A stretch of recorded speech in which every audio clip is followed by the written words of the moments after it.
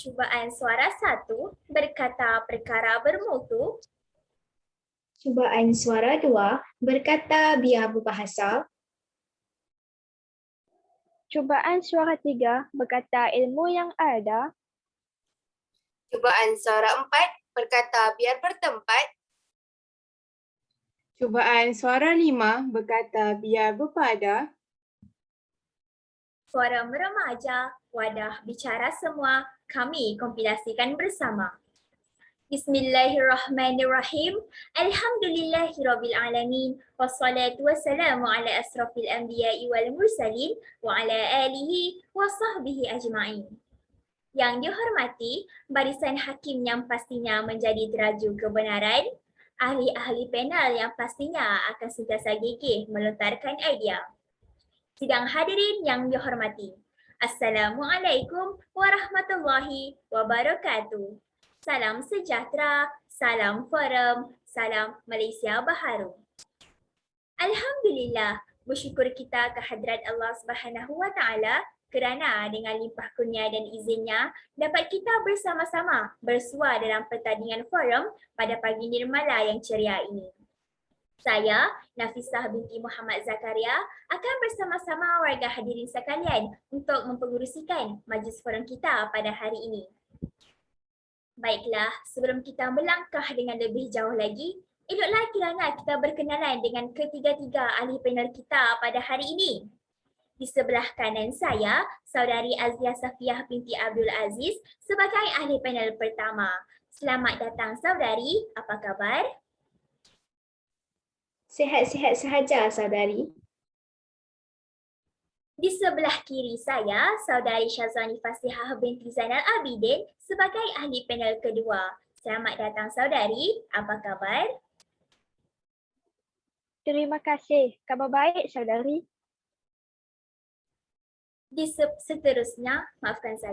Seterusnya yang berada di sebelah panel kedua iaitu Saudari Puteri Nur Hidayah binti Megat Zamri sebagai ahli panel ketiga. Walaupun nampak pemalu, namun petah bicaranya. Apa khabar saudari? Alhamdulillah, sihat-sihat sahaja saudari. Akhirnya, Saudari Nurul Aliyah binti Hasan sebagai ahli panel simpanan kita pada hari ini. Apa khabar saudari? Khabar baik, saudari. Alhamdulillah. Usai salam perkenalan dengan semua ahli forum, kembali kita kepada mauduk forum kita pada hari ini. Izinkan saya untuk mengupas terlebih dahulu mauduk forum kita pada hari ini. Mauduk forum kita berkisarkan tema sosial iaitu gejala buli siber.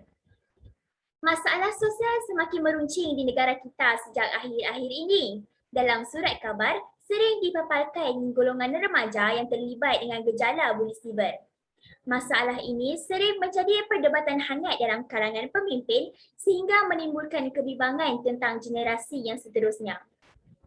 Menurut Hujatul Islam, Imam Al-Ghazali dalam bukunya Ihya Ulumuddin, seandainya kita ingin melihat masa depan negara, maka lihatlah pada diri remajanya. Seandainya baik diri remaja, maka baiklah masa depan negara. Sebaliknya, buruk diri remaja, maka hancurlah masa depan sesebuah negara. Sidang hadirin yang dihormati, sebelum kita melangkah dengan lebih jauh lagi, eloklah kiranya kita menelusuri apakah sebenarnya yang dimaksudkan dengan buli siber sehingga masalah ini sering menjadi dalam para netizen. Bagi menjawab persoalan ini, izinkan saya mengajukan soalan pertama kepada ahli panel kita yang pertama. Saudari Azia Safiah, mohon saudari merungkaikan persoalan ini kepada semua. Terima kasih saudari pengerusi majlis yang lunak suaranya menghujahkan isi-isi yang serba lengkap. Assalamualaikum dan salam sejahtera kepada rakan-rakan panel dan hadirin yang dirahmati sekalian. Sudah pasti ramai yang mengetahui tentang jenayah buli siber yang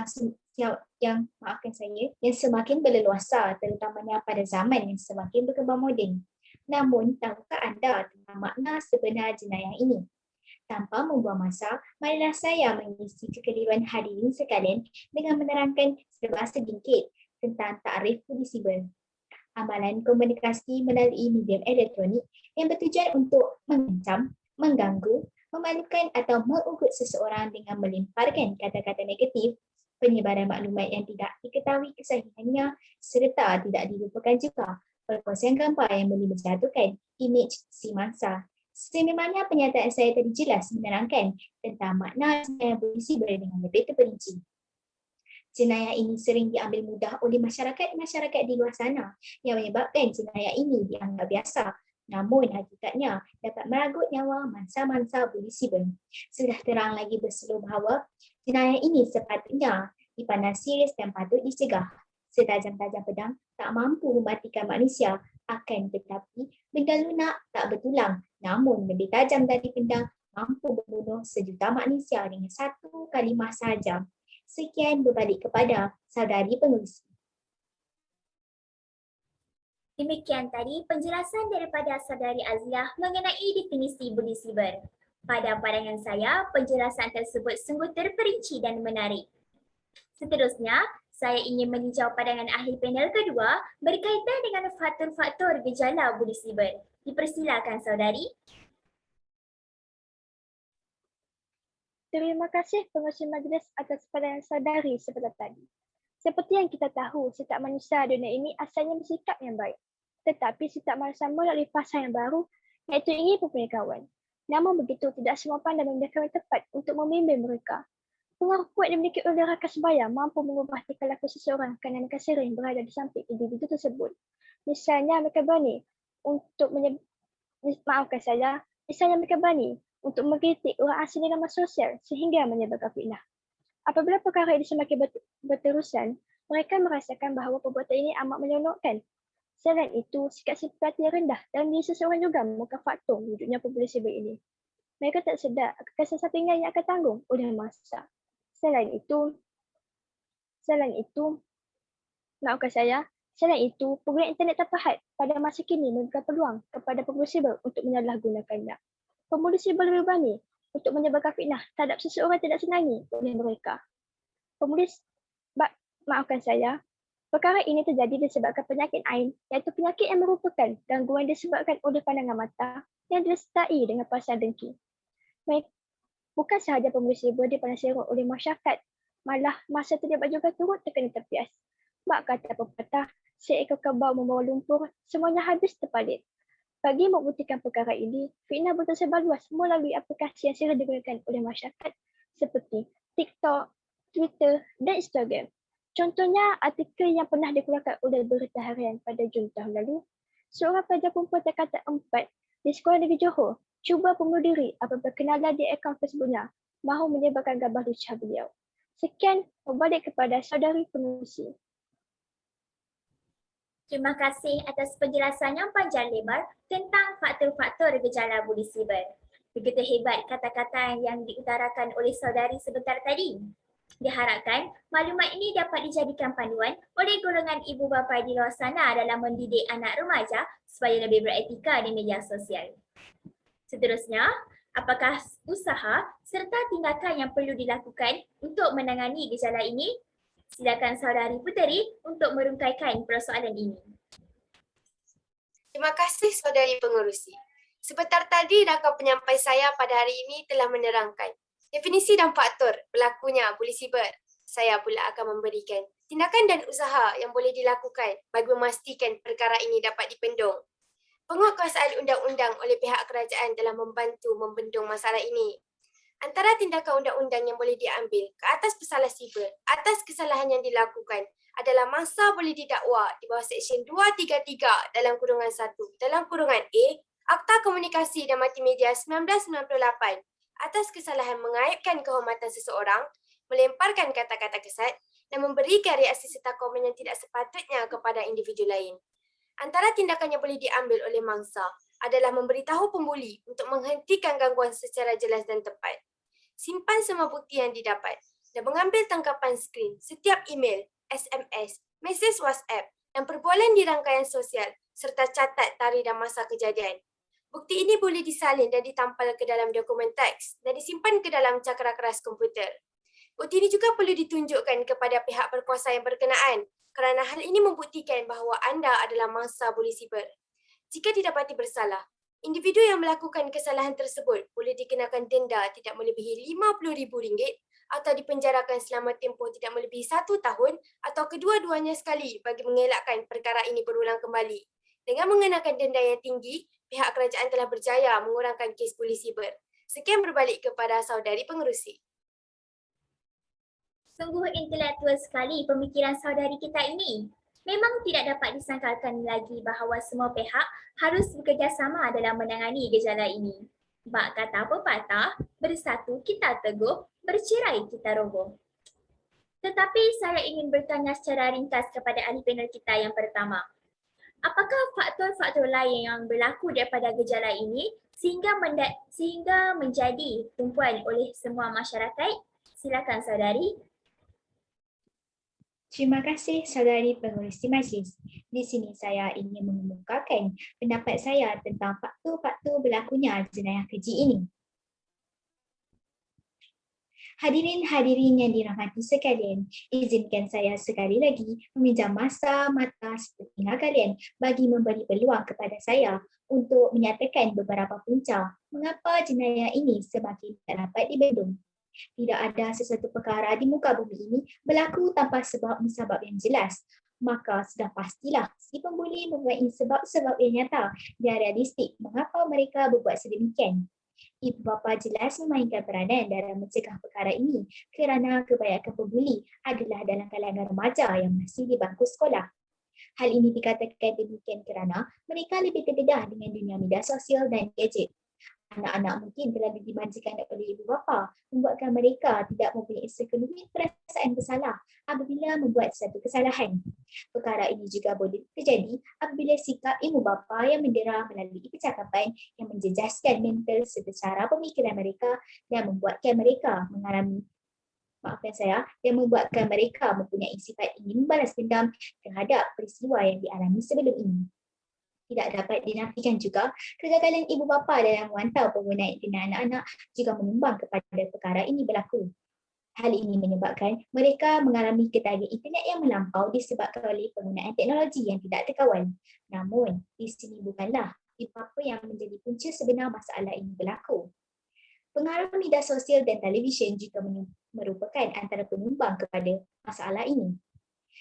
Kerana terdapat pihak-pihak yang tidak bertanggungjawab memaparkan perbuatan buli, sama ada buli siber atau buli di dunia nyata yang mempengaruhi pemikiran remaja untuk mencuba sesuatu perkara yang baharu. Sememangnya, remaja yang berusia belasan tahun tinggi dengan sifat ini mencuba sesuatu yang baharu di mata mereka.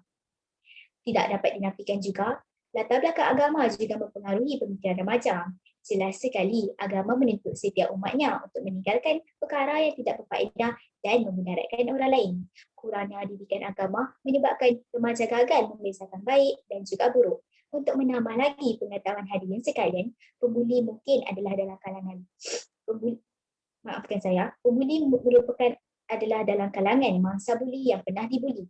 Disebabkan oleh peristiwa lampau, mereka ingin orang lain merasakan perasaan yang telah dialaminya. Hal ini jelas berlaku kerana sifat marah dan dendam yang telah lama dipendam. Ini sahaja yang dapat saya nyatakan. Selebihnya telah dihujah oleh panel 2. Terima kasih ahli panel 1. Seterusnya saya ingin meninjau pandangan ahli panel kedua berkaitan dengan kesan negatif yang berlaku kepada mangsa akibat daripada gejala ini. Silakan saudari. Terima kasih saudara pengerusi. Baiklah hadirin sekalian, saya selaku pihak 2 akan menerangkan beberapa kesan negatif terhadap masa buli siber ini. Yang pertama ialah masa-masa gemetar, gelisah dan takut ketika berada di dalam rumah maupun berada di sekolah. Walaupun masa berada di samping rakan-rakan disayangi, masa buli siber ini masa tidak selesa dan ingin bersendiri di dalam bilik. Hal ini disebabkan kerana masa sering berfikiran bahawa semua individu yang dijumpai akan memandang serum terhadap dirinya sendiri. Seterusnya, masa juga akan masa gemuruh dan gentar apabila menghantar mesej dan memberi komen di akaun media sosial orang asing kerana masa berfikiran bahawa komen diberikan oleh masa akan dikritik oleh pengguna yang lain. Sebagai ibu bapa, mereka hendaklah memantau penggunaan akaun media sosial yang digunakan oleh anaknya agar terselamat daripada menjadi masa buli siber ini. Selain itu, mangsa akan mengalami masalah sukar untuk tidur pada waktu malam dan masa mengantuk pada waktu siang. Hal ini demikian kerana mangsa tidak dapat tidur pada waktu yang sewajarnya bagi setiap individu dunia ini untuk tidur merehatkan badan selepas seharian segala tenaga yang telah digunakan. Hal ini disebabkan kerana mangsa memikirkan perbuatan publisibel terhadap mereka. Impaknya, produktif mereka di siang hari terjejas. Kesan terakhir pula, mangsa akan menjauhkan diri daripada sahabat dan ahli keluarga mangsa sendiri kerana mangsa dan bergemar untuk memendam masalah yang sedang dihadapi tanpa rasa ingin berkongsi dengan sahabat. Kita sebagai sahabat kepada mangsa bersibuk ini hendaklah sentiasa berada di sampingnya supaya mangsa tidak merasa bersendirian. Sekian daripada saya. Saya harap dengan penjelasan yang saya berikan sebentar tadi menjawab persoalan saudari. Terima kasih atas pandangan saudari sebentar tadi.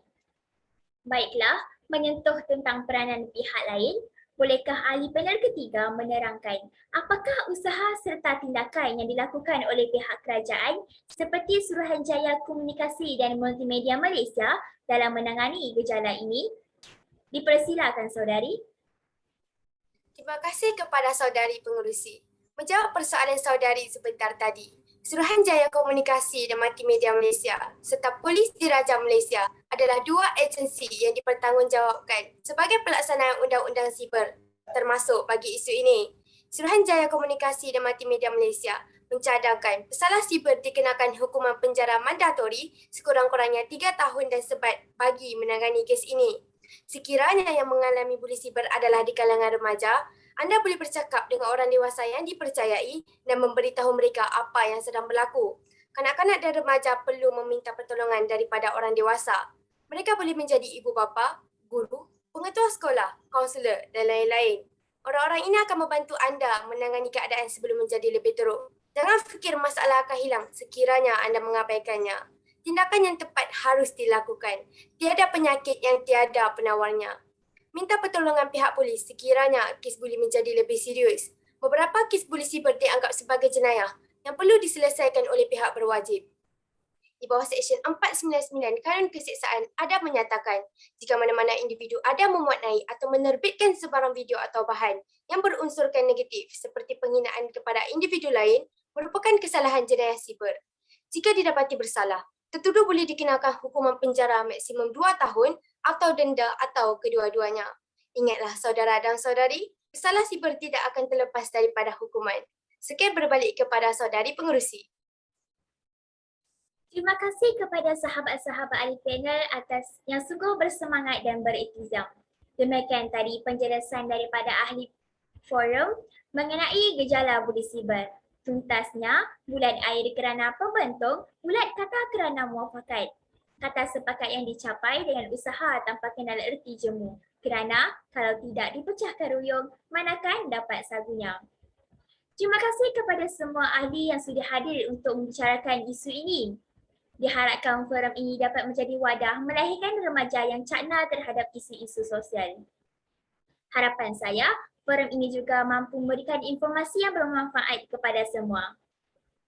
Kalau berkayuh dah sampai ke pulau, kalau mendaki dah sampai ke puncak, kita telah sampai kepada penghujung bicara.